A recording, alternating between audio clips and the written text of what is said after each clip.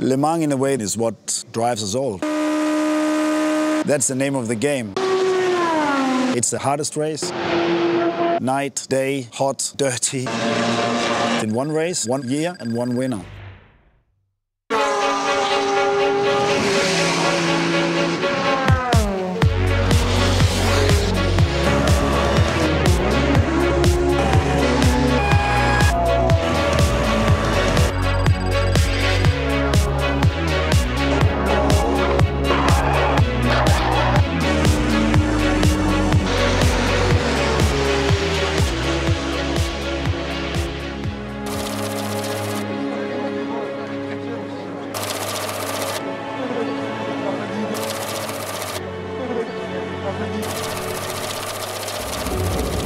And the 24 Hours of Le Mans has now begun. The push is on. Every car surges forward looking for an opening, straight out of the starting line.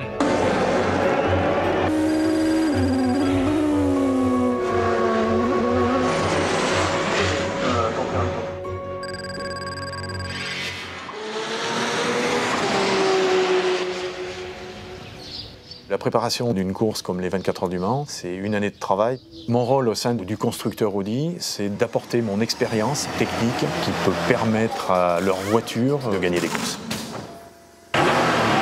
We always handled it that Serge should become a part of our team. Because for me, if people have a personal relationship beside the working relationship, the result has always been better. Ce matin, quand tu braquais, au moment où tu braquais, c'était vachement sharp d'un seul coup, tu vois, ça prenait d'un seul coup, avec le bébé. Et le GG, tu tournes, et elle y va progressif, tu vois, tu vas exactement où tu veux, c'est précis. Mais ça, c'est bien.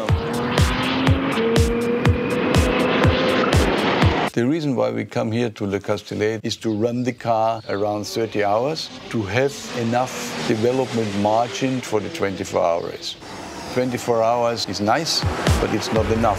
We run through the day, through the night, into the next day. When you're driving a car, you use all of your senses, obviously your eyes. You use your smell, you use your ears. You smell when the car rubs over a curb. It's a feedback. When you go out of the pits, how quickly it gives you confidence to push. And that means how quickly the tyre is activating, how quickly the compounds are working and you can lean on it. That can be 2 or 3 seconds in one lap that you can gain if the driver just has the feeling, yep, now the tyre's ready, I can go.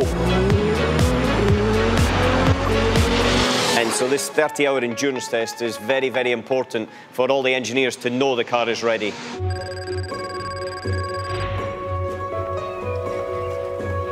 Ce qui fait souffrir un pneu, c'est la sollicitation qu'on lui demande. Dans un virage à droite, dans une accélération, dans un freinage, il faut des pneus qui soient performants, qui soient endurants, avec lesquels on s'arrête le moins possible au stand.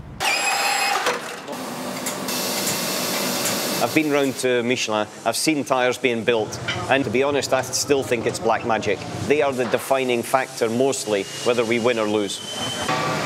En 2012, les techniciens Michelin ont décidé d'apporter un nouveau pneu, le slick intermédiaire sans rainurage.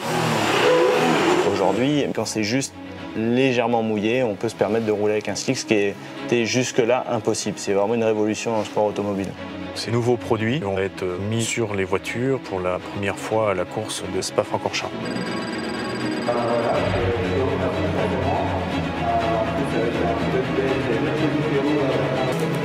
The next WEC race and the last one before we go to Le Mans is the 6 hours of Spa. That's a great chance to train the people together as close as possible.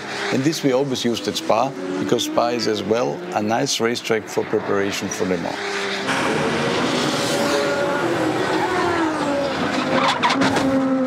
La particularité de Spa, c'est le raidillon. C'est le virage où on a de bonnes sensations parce qu'il y a une forte compression. Certains pilotes disent, même certaines années, ils ont eu des blackouts quelques secondes. There's a huge vertical force, over 2G, and that means that the tyre's working very, very hard. To be honest with you, I don't want to see a video of what our tyre does, because I'm sure it's deflecting and deforming in such ways that defies physics.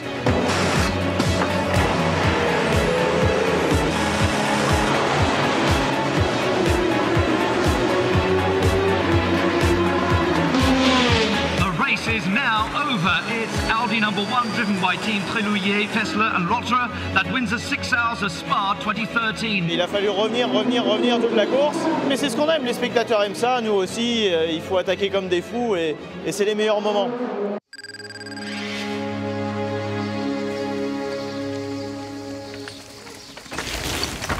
Là, tout est prêt. Je pars dans 4 jours. La meilleure chose à faire en ce moment, c'est de se détendre. On m'avait toujours dit, un enfant, c'est 1 seconde au tour. Ça ne s'est pas démontré avec moi. Ça m'a fait gagner la maturité.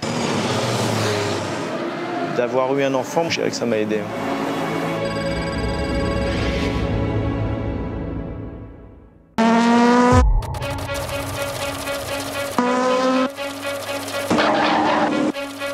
The 3 Audis are leading the pack in all first 3 positions, followed very, very closely by the 2 Toyotas. Then Toyota's number 7 is fighting for 3rd place. Oh yes, Audi number 3's been overtaken.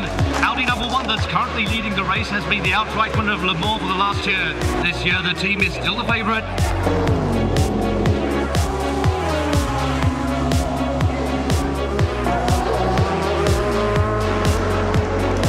Audi number 1 is getting ready to change drivers to make way for the Frenchman, Benoît Trélouillet. Le Mans, c'est une course à part, c'est la course la plus difficile au monde. Tout le monde veut la remporter. C'est un titre qu'on aime accrocher à son palmarès.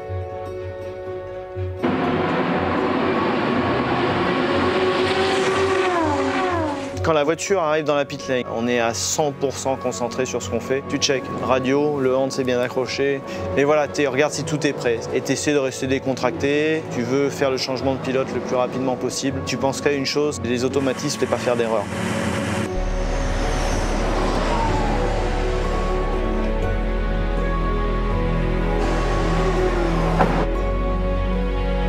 Une fois que tu es assis, attaché, tu regardes le mécano qui est en face de toi et qui te dit quand il faut partir, tu es entré dans le système, il n'y a plus rien qui peut te perturber.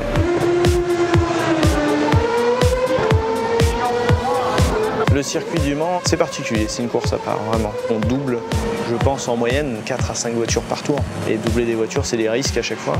Nous, on se bat pour des centièmes, des dixièmes. Mais les parties préférées du circuit, ça reste les S-Porsche pour moi. On n'est pas loin de 300 km/h, hein, où les murs sont à 1 mètre, je pense. Et il n'y a pas du tout de dégagement. Donc, il ne faut pas se rater.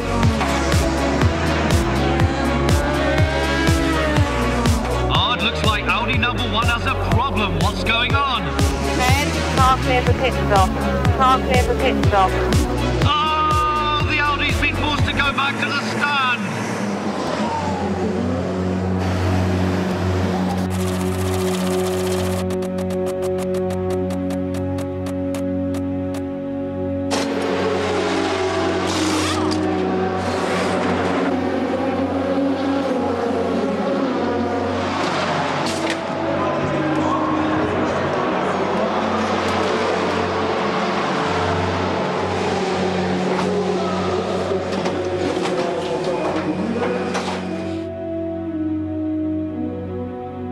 Petit encart technique, eh bien, sur la voiture numéro 1 qui était en tête, on a eu un petit souci mécanique, il semblerait que ce soit l'alternateur. C'est 45 minutes de retard. On ne remonte pas sur le podium quand on prend 45 minutes sur la course d'entrée. La chance a tourné et voilà, il fallait que ça arrive un jour. La fatigue, un peu l'émotion, la déception un petit peu. Le Mans c'est dur, c'est une semaine intense et la course, bon voilà, et quand il se passe des choses comme ça, on a quand même du mal à trouver le sommeil. Benoît, c'est un compétiteur à part entière et un grand champion, donc forcément, il gagnera d'autres courses. Même s'il a une déception sur celle-là, il y en aura d'autres. Now that Audi number 1 is out of the race, it's Audi number 2 of McNish, Christensen and Duval, driven by Alan McNish, that's holding the lead. The chase is on for the Scot, with the 2 Toyotas right in his shadow. One mistake, and it could cost Audi their victory this year. It's the middle of the night, and Alan McNish is playing for high stakes. Even although I've been doing this for 15 years, that first lap in the dark, it feels like the car's doing 400, 500 kilometers per hour because you're going down your small tunnel of light and you just see buildings and trees and everything going past so quickly. It's like, whew.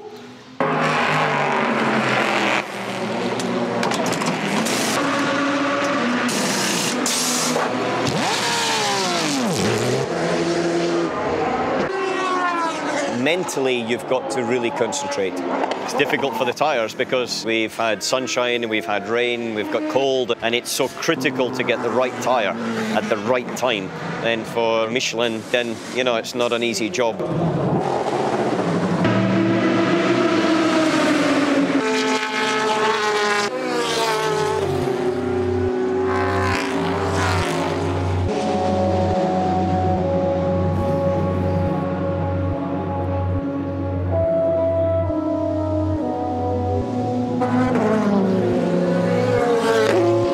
On a eu quelques soucis mécaniques avec les voitures, mais bon, on a toujours une chez Audi qui est devant, qui est en tête devant les deux Toyota. Le petit matin, c'est toujours le moment le plus difficile. La fatigue est là, mais on essaie quand même de continuer, de la surmonter. En 15 ans de course au Mans, je pense que c'est la plus dure que j'ai pu vivre. Des prévisions météo qui n'étaient pas toujours très fiables, ce qui a pu rendre la course très compliquée. Tom Christensen now takes the wheel of Audi number 2, but the fight isn't over.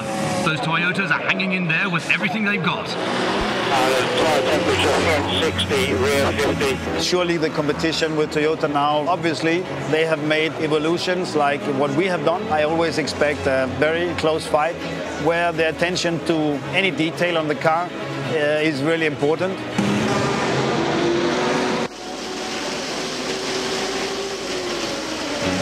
If it starts to rain in this very moment, you have to decide, is it now the right choice to continue with slicks because the rain will finish in 2 minutes, you will survive that, or is it better to go on intermediates or even on rain tires because it will continue to rain? We have to take decisions, but we get very quickly a response, was it right or was it wrong? It's one almighty mess out there.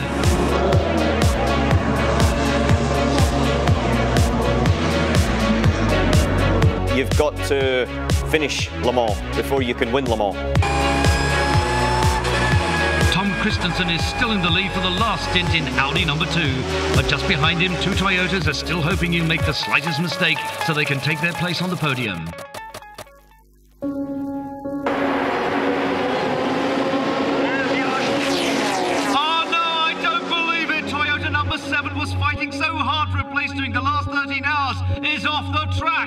That heavy rain caught them out at the other end of the circuit in the Unodière. They didn't have time to change for rain tyres.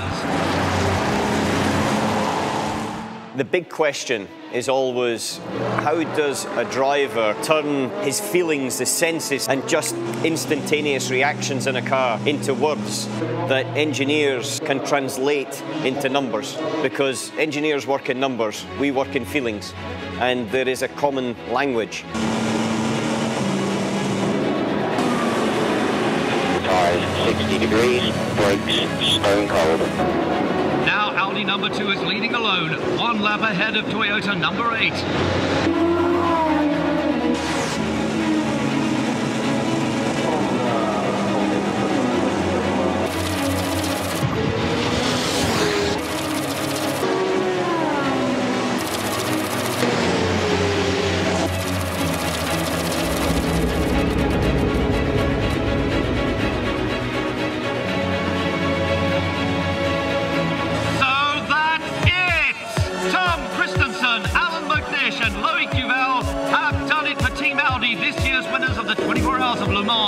It's also a victory for Porsche in the GT Pro category.